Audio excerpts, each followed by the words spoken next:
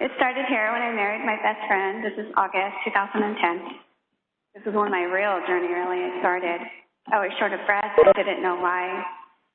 I did go see my PCP, but they diagnosed me with asthma. So they treated me with steroids and inhalers. But I was still short of breath. So even with wearing my wedding gown, I was like so heavy on my chest. It was beaded. So I just blamed it on my wedding gown because I almost went to the ER on that day because I was so short of breath. But as time went on, I finally went to the doctors and visited a specialist. After an open lung biopsy, I received my diagnosis. My doctor called me and said, "I need you to come in." And then when I went to go talk to my doctor, he said, "I am so sorry, Mrs. Pilawa. You have a diagnosis of NSIP, nonspecific interstitial pneumonia, pulmonary fibrosis." And I said, "Okay, so what are we going to do about this?" And he said, "There's no cure. There's no cure for this disease. And there's not known much about this disease." And this letter said, "I'm so sorry, you are so young." I was diagnosed with this letter at age 40. So as time went on, I knew that I had to get a double lung transplant. That's the only way that I would live. That's what my doctor said. You would need to someday get on the list and receive your gift of life. And I was so sad to hear that news. Because I was working, I was totally fit, I had nothing going on with me, I had just gotten married, my son was in high school, I had a good career, everything was going on with my life. And now I'll have to fight for my life now. The day I received that diagnosis, my doctor told me, "Go live your life, Terri. Just live your life." So, because I live in Las Vegas and I was diagnosed up in Las Vegas, me and my family decided to go zip lining. So my son and I said, "Okay, I'm going to go zip lining because I'm going to go live my life." Actually, I was on oxygen. I just hid my oxygen tank because they wouldn't have let me do that with 2 liters of oxygen. But I did it anyways.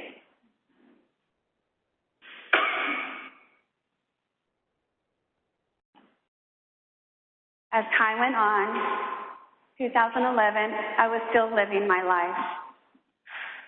But now I was in more need of oxygen. And I couldn't walk anymore without assistance. I needed a wheelchair. So my husband said, "Well, we'll buy handicap seats. We'll still live our life. We'll still continue on our journey until we can get on that list and receive your gift."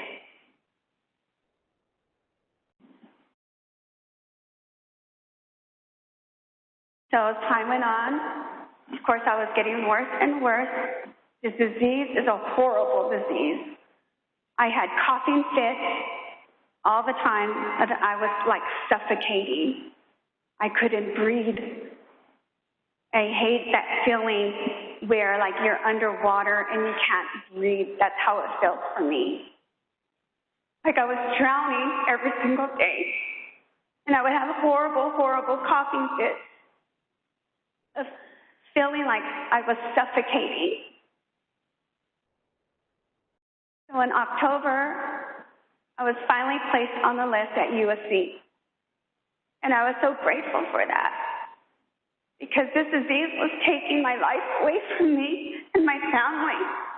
And I wanted to be here to be with my son, to see him graduate from high school, graduate from college. I didn't know if that was going to happen, but I kept my hope. Here's my therapy dog used to visit me at the hospital because I needed so much support. And I couldn't go home. And I wore my Donate Life bracelet every day and had that cross in my hand every day with me all the time in the hospital bed.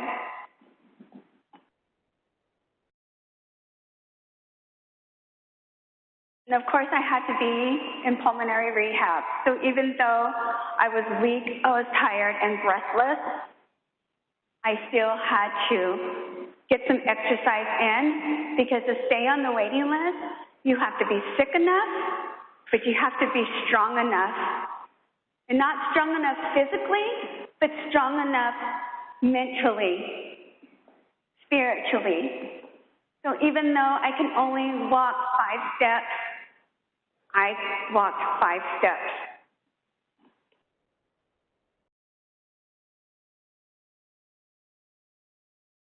As the years went on, June 19, 2015, my lungs were totally failing. I waited in hospice because the USC, I was just taking up room there. They said, we're going to send you to hospice. I went to Kindred, and I stayed there, waiting for my lungs to come to me. And then I was too sick to stay there. My oxygen stats did not go up. They were like in the 70s, and I was having a really bad episode of coughing. And I just could not catch my breath, even with the oxygen. And it was the scariest thing for me.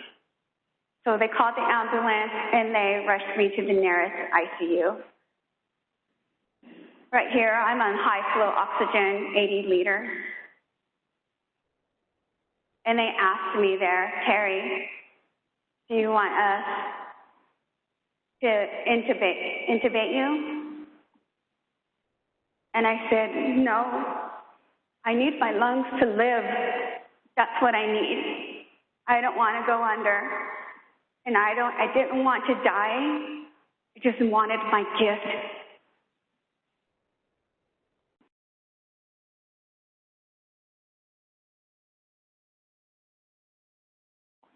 I received my call 4 days later. My surgeon called me and she said, Terri, I have lungs for you. My family was with me at the hospital. They had transferred over to USC the next day. And I was so happy, very, very happy that I received my gift and someone said yes to donations. But of course my heart ached because I knew that somebody had passed away. So this is me after a 13-hour surgery on June 24th, 2015.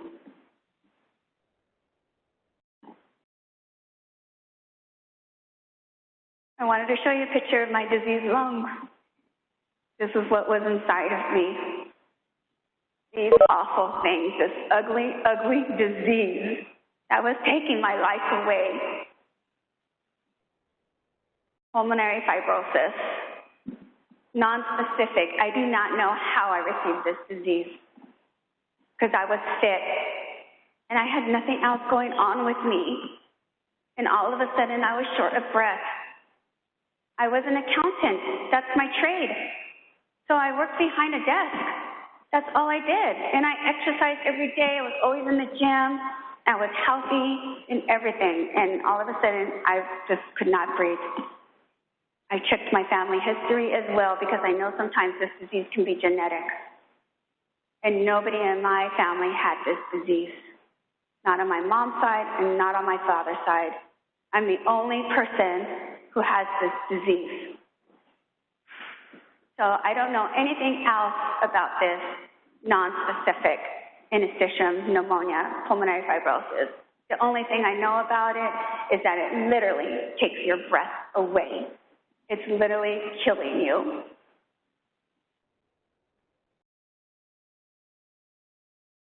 These are my happy lungs, my beautiful, beautiful donor lungs.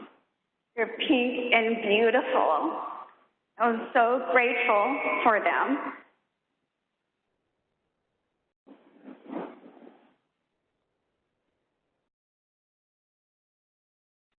And when I was in recovery, it was a rough one for me.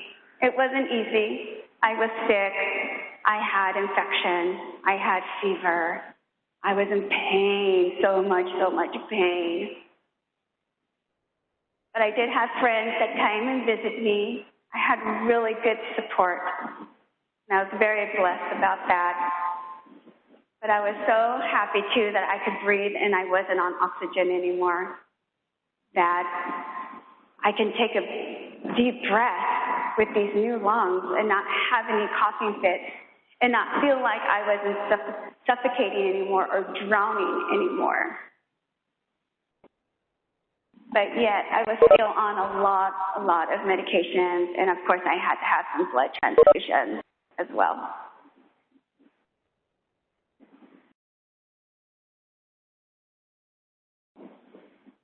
This is me and my surgeon, Miss Amy Heckman from USC Keck Medical. She was my angel, the one who performed my 13-hour surgery, the one who I'm so grateful for, who she called me and told me that she had my gift of life. And the first thing I said was, where are my lungs? I wasn't thinking about anything. I was like, oh, thank you. Where are they? Because I need them now. Miss Amy, I need them now. She goes, they are here. And then she did say that I was taking high-risk lungs. And I go, what do you mean high-risk lungs? And she was like, because of the way my donor had passed away, I believe she passed away of kidney disease or organ failure, I had to sign off on that.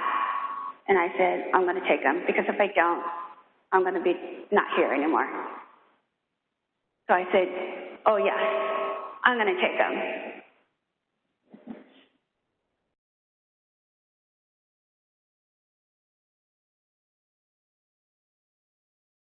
Well, as my journey continued, like I said, in my recovery, I was getting sick. My lungs collapsed. I needed to get stents. And then I got pneumonia.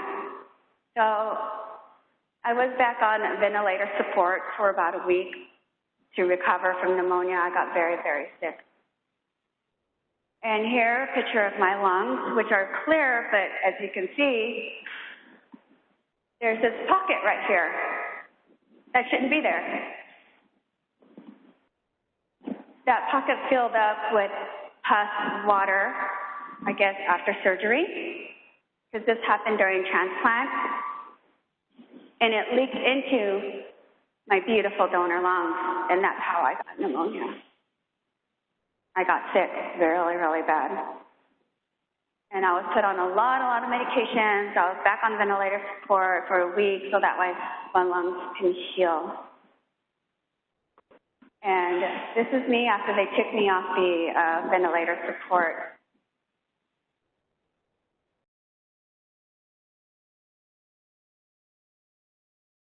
Now I'm back to recovery again. So even though my lung transplant journey has its up and its downs, up and down, so very, very grateful to be here, because even though when I'm sick, I feel sick, and I'm feeling it. Even though I'm in pain, I'm feeling pain. I'm not, not here. I'm not 6 feet under. I'm feeling it. So it means I'm alive, right? I'm alive. I feel it. So I'm in recovery, and I'm feeling good, going back to therapy, getting my strength back. And that's how it's been for the last 4 years. But I love my transplant life.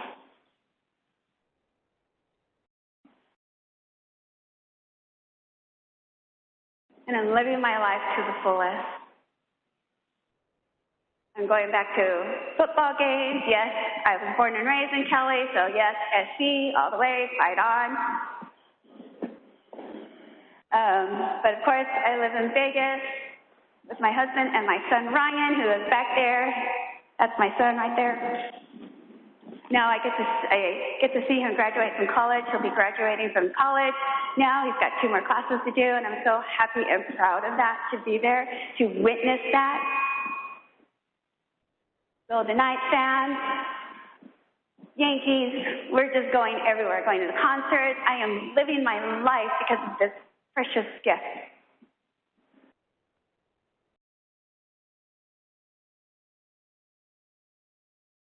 And all because of my donor.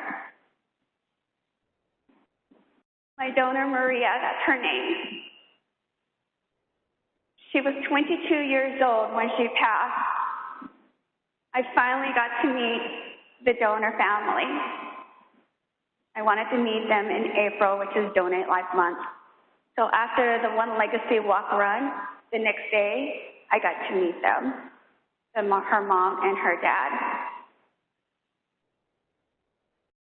She passed away of accidental overdose of pills. Do not know what kind of pills. But they said it was an accidental overdose. And she was in a coma for 10 days. And she never woke up. 22-year-old young woman, a beautiful young woman.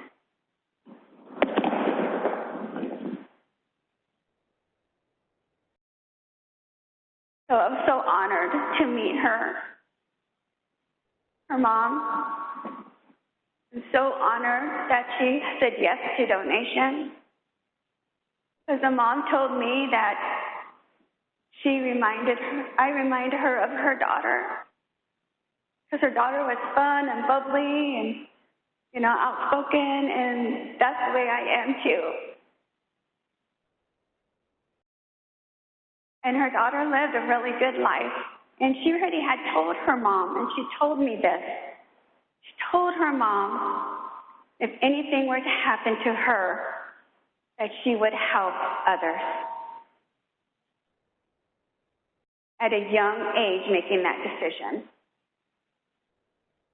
I'm so very, very grateful for that. For giving me that second chance of life that I'm going to be living to the fullest. So I believe this is the end. So thank you so much for having me here.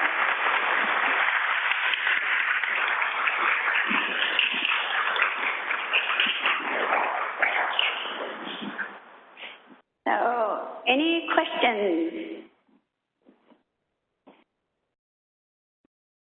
or comments?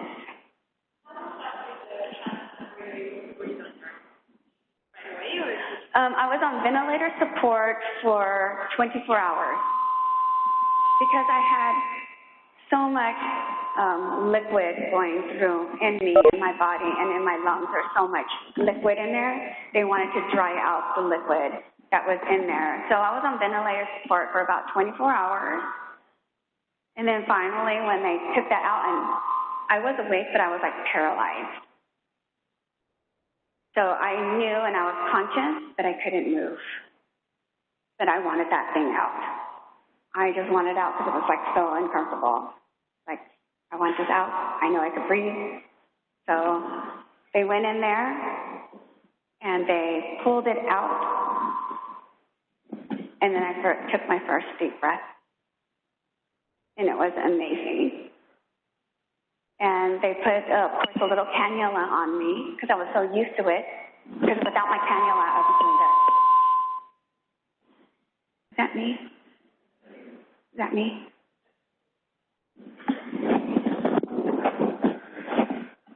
Okay. So they had me just on a cannula for 2 liters, and then they took that off about a day later, and that was it. I was breathing on my own, and I was even walking the next day.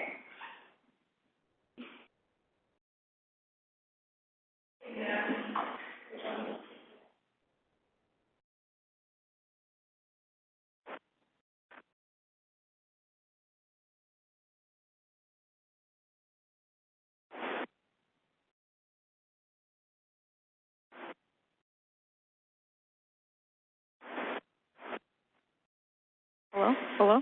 Hello? I can't imagine the experience that you have to go through from a healthy person to the first diagnosis. So thank you so much for sharing the experience with us. I'm just curious, throughout this journey, has the provider explained the HLA typing to you, and whether that empowered your experience in decision-making at all? You mean the total match for me? Yes. When I was on the waiting list? So yeah, I was on the waiting list for 9 months. My matching was, of course, my blood type and my size, basically, because I'm all positive blood. So basically it was, my size, because I'm 5 foot. And they told me my wait would be a little bit longer because I'm short. And a lot of people who pass are men and are taller. Because young men pass more than younger women because they're more daring. They like to drive fast cars. They like to, do daring things, jump off mountains, go and do whatever these boys want to do. So that's the only thing that I know about my matching. I just know since I have a beautiful set of donor lungs, is that even though I still go through my ups and downs, I still believe I have a perfect match for me. So whoever matched me did a beautiful freaking job.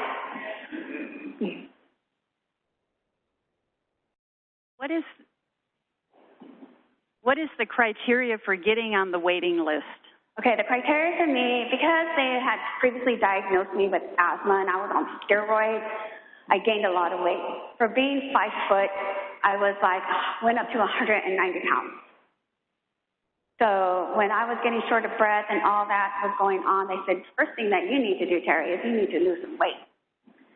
So I went to pulmonary rehab for that, and I did. I lost all the weight, and I went down to 140 pounds. So from 190 to 140, that was my big thing. And then I did lots of testing with my heart because I want to make sure that I didn't have pulmonary hypertension. So they checked my heart. I had the bubble test to make sure that I didn't have these holes in my heart as well. I did all kinds of tests with my heart, with my body, with, my liver, my kidneys, and all that thing, So, yeah, it was a lot of testing that I had to go through. But the weight was a big factor for me, but I did lose all that weight because I was so determined to get on that list because I needed, not only that I need to live, I wanted to live.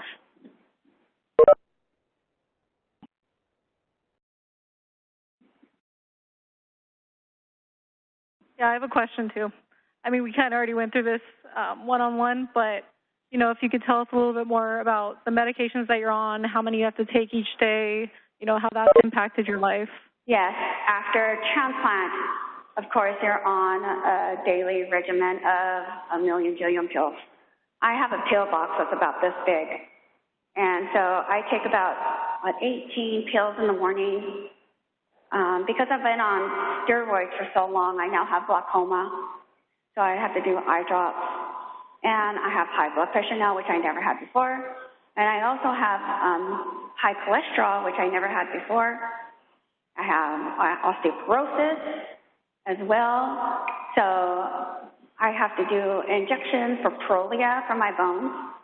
I do IVIGs monthly for my immune system because my IgG numbers are really low, which is my immune system. Because my transplant medications are my Prograf, Tracamelius, my prednisone, Arefa, and Cresemba.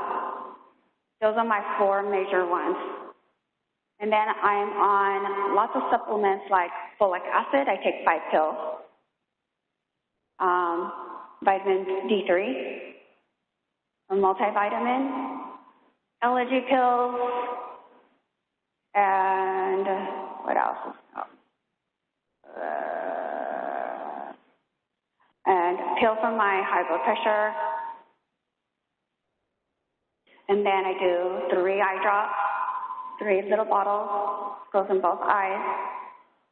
Then I have a pump that I still use to open up my lungs, because when my lung collapsed, they had put a stent in. So I had a stent in my left lung for about 3 years. My lung collapsed 6 months after transplant. So they put a stent in there. And that stent after 3 years was getting really aggravating to me, because every time I would breathe, I hear it go like a clutter, like it would just open up and down like this. And then that stent was down going this way into my lung, so the mucus couldn't come out of that lower part of my lung. So what happened is I would have to go in there regularly so they can clean the stent and remove the mucus in the bottom portion of my lung, because that mucus could not come out because that stent was there blocking it and actually closed up the bottom part of my lung. So I wasn't breathing that well again, and I was wheezing like a whistle. I was whistling, and I was very weak. I was like, oh no, oh no. So of course, when that happens to me, and it happened to me a couple of times, I would get really scared and know that either that stent was clogged, or my other lung had failed, or something's going on. So what happened was it just was clogged up, and so it took 3 surgeries, and it's a new surgery called cryoablation, where they remove the stent very slowly coming out. And it took me about 3 to 4 surgeries just to move that stent slowly out of my valve without damaging my lungs. Because if you feel inside your cheek, that's how the texture of your lung is. Very, very soft. So he has to be very, very careful when he's in there and removing that stent. So yeah, it took a few surgeries to do that. And then talking about surgeries and my ups and downs, I've had 14 surgeries since transplant. So, I mean, it was a rough ride for me, roller coaster ride. But my lungs healed. I just did my blows yesterday, my spirometry, and it was the best it's ever been. My lung actually stayed open. The valve did not collapse, and there's nothing there. So that is a very, very good thing for me, and my lungs are doing very, very well. I also did the x-ray yesterday, and I got a report back already stating that there's no infection, no nothing in your lungs. My lungs are clear, and I'm like, yay, thank you. So that's pretty awesome. Sorry, I have another question. Do you remember during this journey with all these medications, besides the surgeries, for all these diagnostic tests, are you personally responsible for the payments, or they're all bundled into the hospital payment? I receive all my medications from USC. So even though I stay in Las Vegas, they mail them to me, because I don't want to go to another like CVS or anything like that. I'd rather be safe with the hospital and get my prescriptions there. I do have some co-payment, but not a lot. I'm on disability Medicare for my health care, so they take care of usually 80%, and some of them they take care of 100%. So I'm not going broke because of my medications. I'm very, very fortunate that my medications are all being issued to me. There are some instances where they have to change a medication, like I have severe allergies. So I needed to use Dynesta, and Dynesta is one of the new nasal sprays. Well, that's not covered. So they have to call and get it, authorization and get it cleared, so that way I'm able to take this medication. Just same thing with Cresemba. Cresemba is so expensive. A 30-day supply, 2 capsules a day is $5,000. I'm like, are you kidding me? How am I supposed to and Cresemba is for fungus, to prevent fungus in the lung. Because our lungs are open to the elements of the environment. It's not closed off like a liver or a kidney, where it's safe and closed into the body. Mine is open. So whatever is in the air, I could breathe in. Like I have CMV. CMV is in the air, it's in the environment. And probably all of you, most of you probably already had it, but your immune system's fight it off, so you have no symptoms. And you probably will never know if you've had CMV. It's in the environment. But if I get it, oh, I'm down, I'm sick. And another thing that I have in my lungs is called pseudomonas. That I will have forever. It stays dormant in my lungs. So I have to be pre-treated with a special antibiotic before anybody goes into my lung. Because now I have pseudomonas. And if they don't pre-treat me, I get septic. And then I'm sick. I just wanted to say I admire your strength to fight this disease and your will to keep on going with that. So. Thank you so much. Yes, and I will keep on fighting. Because I have to leave my donor a legacy. And not only that, you know, I want to live a clean and good life as well. Because I know I'm on bonus time. I do. I really, really know that. I'm on bonus time. So I'm just going to live my life to the fullest. And yeah, I might be high maintenance on pills, you know, twice a day, eye drops, you know, injections, all that kind of stuff, but I will do it because I want to be healthy and be here. Is there anything that physicians say you can never do again, even if you're totally healed or any precautions? Yeah, I can never go into a public swimming pool, but I would never do that anyway. Never. No. There's, you know, kids.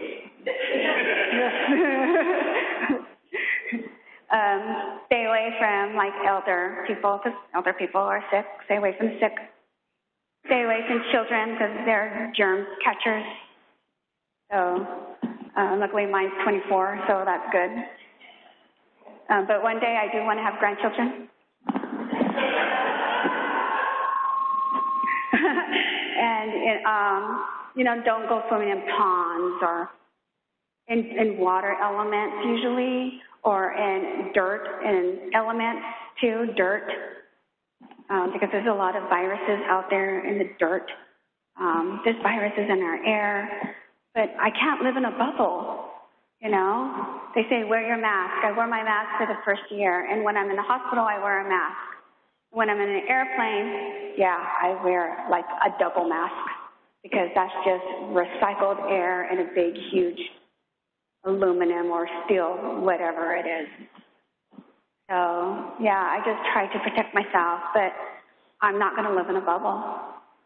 I refuse because I received my gift. I'm just going to be precautious of what I do. And I don't eat buffets. No. People sneeze. Achoo! Oh, no, not for me. Sorry. Any other questions?